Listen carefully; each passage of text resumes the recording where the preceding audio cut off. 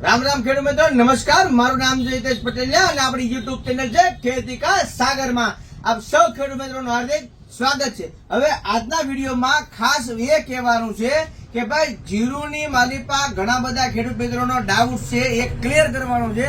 જે એમને કંઈક ને કંઈક નાના મોટા પ્રશ્નો રહેલા છે કે ભાઈ જીરામાં નિંદામણ નાશક દવા આવે કે ન આવે, અને અમારે અહીંયા આજુબાજુમાં બધા ના પાડે છે. અરે એવું નથી, જીરામાં નિંદામણ નાશક દવા આવે છે જેમાં કાળિયું ખારિયું હાંબો હાટડો લૂણી દારોડી ધરોડી કુતરા હેમુલ સયા આ બારો તારો આવા કેટલીય પ્રકારના નિંદામણો બળી જાય છે. જે નિંદામણની વ્યાખ્યામાં આવતા હોય એવા નિંદામણો બળી જાય છે. બીજા નંબરમાં કે ભાઈ કેવી રીતે ઉપયોગ કરી શકો છો કે જીરું તમે વાવી ગયો, પેલું પાણ પાઈ ગયો અને બીજું પણ પાઈ ગયો, અને 6-7 દિવસનું જીરું થઈ ગયું હોય ઉગ્યા પેલાનું, બરોબર, 6-7 દિવસ થઈ ગયા હોય, જીરું ઉગ્યું ન હોય, એવા સમયે તમે ગોદરેજનું પોટરેડે 20 ml લખે તમે આપો એટલે જે કઈ નિંદામણો છે બધા બળી જાય છે, બરાબર છે. હવે બીજી વાત, ઘણા ખેડૂત મિત્રો એવું કહે છે કે ઉગ્યા પહેલા દેવાનું છે કે ઉગ્યા પછી દેવાનું છે. આ દવા તમે બંને રીતે આપી શકો છો.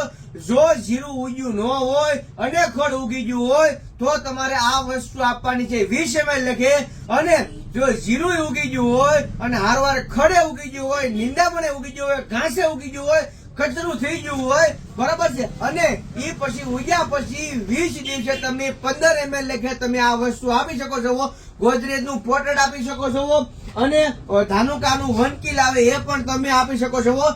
નિશાન કેમિકલ કોર્પોરેશન જાપાનની આ પ્રોડક્ટ છે, હાઈ ક્લાસ રીતે તમે આપી શકો છો. બીજી વસ્તુ કે ઘણા ખેડૂત મિત્રોનો ડાઉટ છે તો ઈ મૂંઝવણમાં હતા કે નિંદામણ નાશક દવા નાખ્યા પછી જીરું પાછું પડે કે ન પડે. દુનિયામાં કોઈ એવી દવા નથી કે નિંદામણ નાશક દવા નાખો અને તમારો પાક પાછો નો પડે. પડે ને પડે જ તે, બરાબર છે. એટલા માટે તેમ તમારે ભેગું નાખવાનું છે મલ્ટીપ્લેક્સ કર્ણાટકાનું સમરસ. મલ્ટીપ્લેક્સ કર્ણાટકાનું સમરસ જે આવે છે પંપે 40 થી 50 ml લેખે તમે નાખી શકો છો. હવે ઘણા ખેડૂત મિત્રો પૂછતા હતા કે હિતેશભાઈ ધાણામાં આવે કે ન આવે? ધાણામાં પણ તમારે હાલે, વરિયાળીમાં પણ હાલે, પરંતુ ધાણા છે એ ઉગ્યા પછી મહિના દિવસના થવા જોઈએ. અને બીજી વસ્તુ કે જે ખેડૂત મિત્રો ધાણા વાવે છે, બરાબર, અને એ ઉગે છે 12-15 દિવસે, એની પહેલા 7-8 દિવસે બધી પ્રકારના ખડ થઈ ગયા હોય તો એમાં પણ તમારે પોટ્રેટ નાખવાનો આગ્રહ રાખવો. હા, 100% આનો પંપ થોડોક મોંઘો થાય અને તમે જે નાખો છો પેરાક્વાટ એનો પંપ સસ્તો થાય, પરંતુ ઘણી વખત એવું હોય છે કે કદાચ કોઈક સારી કંપનીનું ન આવ્યું હોય તો એની અંદર એક લેયર બનાવી જાય, અને લેયર બની જાય પછી ઉગવું મુશ્કેલ પડે. જ્યારે પોટેડ ની અંદર લેયર બનતું નથી, જેમાં ગ્રામોક્સોન શું કહેવાય પેરાક્વાટમાં જે ટેકનિકલ પેરાક્વાટ આવે છે 24% એથી એક પ્રકારનું લેયર બની જાય છે, ત્યારે પોટેડ કે 1 કિલ લેયર બનાવતું નથી, બરાબર છે. બીજા નંબરમાં કે જે ખેડૂત મિત્રોને વરિયાળી કરી હોય તો વરિયાળીમાં પણ તમે નિંદામણ નાશક દવા વાપરી શકો છો.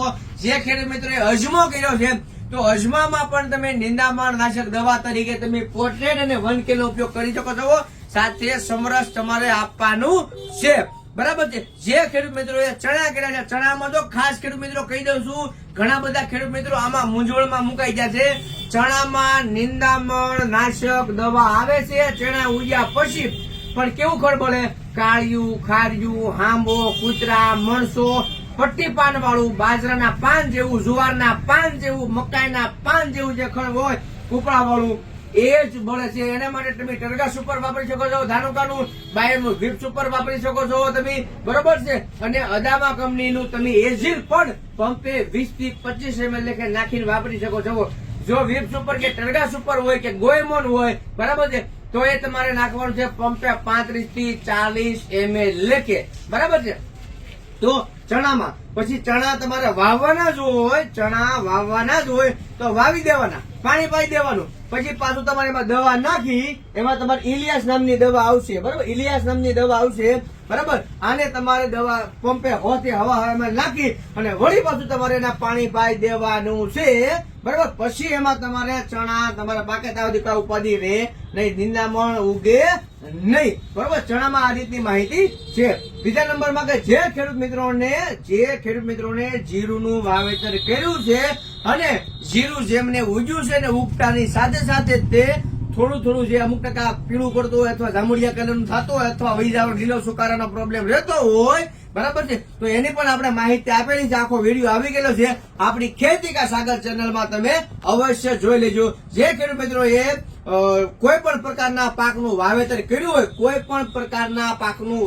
કર્યું હોય, બરાબર છે, તો એમાં તમારે પાવાની દવા જો જોતી હોય તો કિટાજીન અને સુપિક સોઇલ પાવાથી સૌથી વધારેમાં વધારે ફાયદો થશે. તો આપણે એવા ખેડૂત મિત્રોના નામ લઈશું કે જે ખેડૂત મિત્રો આપણી પાસેથી આવીને લઈ ગયા છે, એમનો પ્રેમ છે, સ્નેહ છે, લાગણી છે. 2 મિનિટ પોસ્ટ કરો, ઘરાક આવ્યા લાગે બહારથી, બરાબર છે, તો ગીર ગઢડાથી ખેડૂતો આવ્યા હતા એટલા માટે ઘડીક આપણે પણ આપણો જે વિડીયો આવે છે આ રીતનો, બરાબર છે, અહીંયા તમારે કચ્છ કતાવી નામ સબસ્ક્રાઇબ કરી દો ને એટલે આપણો વિડીયો તમને ટાઈમ ટુ ટાઈમ મળી જાય. 7 વાગે તો દળીને તમારા મોબાઈલમાં આવી જાય. જે ખેડૂત મિત્રો બહાર ગામથી લેવા આવ્યા હતા એવા બધા જ ખેડૂત મિત્રોને આપણે નામ બોલી નાખીએ, કારણ કે પછી તમને કોઈ એનો પ્રેમ હોય છે. મુકેશભાઈ, પ્રાગજીભાઈ મોટી માનવાડી, રાહુલભાઈ વસોયા ઉપલેટાથી, રમણભાઈ ઝાંઝમેર ડુંગળીની દવા લઈ જતા, પછી રોડિયા અશ્વિનભાઈ ખાંભાથી આવ્યા હતા, ખૂબ ખૂબ આભાર. ઘુસાભાઈ ભગવાનભાઈ સોલંકી ઉખરલા ડુંગળીની દવા લઈ ગયા હતા અને ઘુસાભાઈએ સુપિક સોઇલ પાયેલું છે અને રિઝલ્ટ ગાફા કાઢી નાખે એવું મળેલું છે. અને આપણે સોલંકી છે ઉખરલા, બરોબર છે, આપણે ભાવનગરની બાજુમાં વારુકર ને ઉખરલા આવે છે, બરાબર છે. જે ખેડૂત મિત્રોને તમતારે જોવું હોય આવીને તમતાર જોઈ જાય, બખ્ખા બોલી જાય સુપિક સોઇલ વીઘે 500 ગ્રામ પાયું એને, બરોબર. ઘુસાભાઈ ભગવાનભાઈ સોલંકી, પખા મહારાજ નું ઉખરલા મારા વાલા, બસ. પછી છે પોલાભાઈ નોંગાભાઈ ગોહિલ કુડા ઘોઘાથી છે, પ્રફુલભાઈ ગોવિંદભાઈ ઘેવરિયા વીજપડીથી છે, પછી છે શિયાળ મુકેશભાઈ મોહનભાઈ મણારથી છે, રાજુભાઈ કસાડા બાટવા માણાવદરથી છે, મંજીભાઈ વસ્તાભાઈ પાંચપીપળાથી છે, જિગ્નેશભાઈ ઝાંઝમેર મગનભાઈ કુકરથી છે, પછી એમટેક ઇન્વેસ્ટમેન્ટ રાજકોટથી છે, બરાબર, એનું નામ લખાયું હતું એમટેક ઇન્વેસ્ટમેન્ટ રાજકોટ, બરાબર છે, કારણ કે એ નામથી કે વધારે ઓળખતા હોય આજુબાજુ વાળા.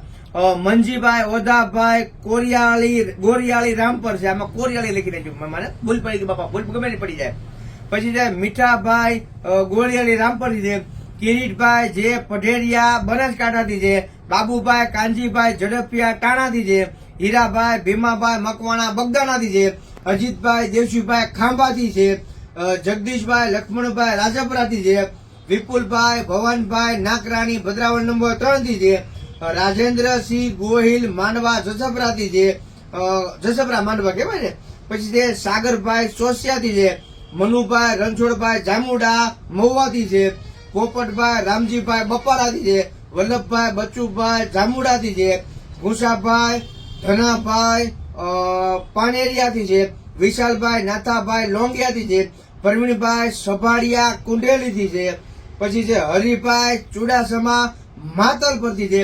તો આ સૌ ખેડૂત મિત્રોનો ખૂબ ખૂબ આભાર, કારણ કે નામ આપણે એટલા માટે બોલ્યા છે કે ઘણા બધા ખેડૂત મિત્રો લેવા આવતા હોય છે અને કહેતા હોય છે કે જો આજ મારા વિડીયોમાં નામ આવશે, પછી આપણે વિડીયો મૂક્યો હોય નામ ન આવ્યું હોય પછી એમ કે ક્યાં તું તો જો નહીં લેવાય કે ક્યાં નામ તો ન આવ્યું, પરંતુ આપણે કોઈને નામ નતા બોલતા, થોડોક વિડીયો લાંબો થતો હતો. પરંતુ આજે મારા બધા જ ખેડૂત મિત્રોનો પ્રેમ હતો, સ્નેહ હતો, લાગણી હતી કે હિતેશભાઈ નામ બોલશો તે તો આપણે વિડીયોમાં નામ બોલશું. નવો વિડીયો ન આવતા સુધી રજા આપો. રામ રામ, જય જવાન, જય કિસાન, જય વિજ્ઞાન.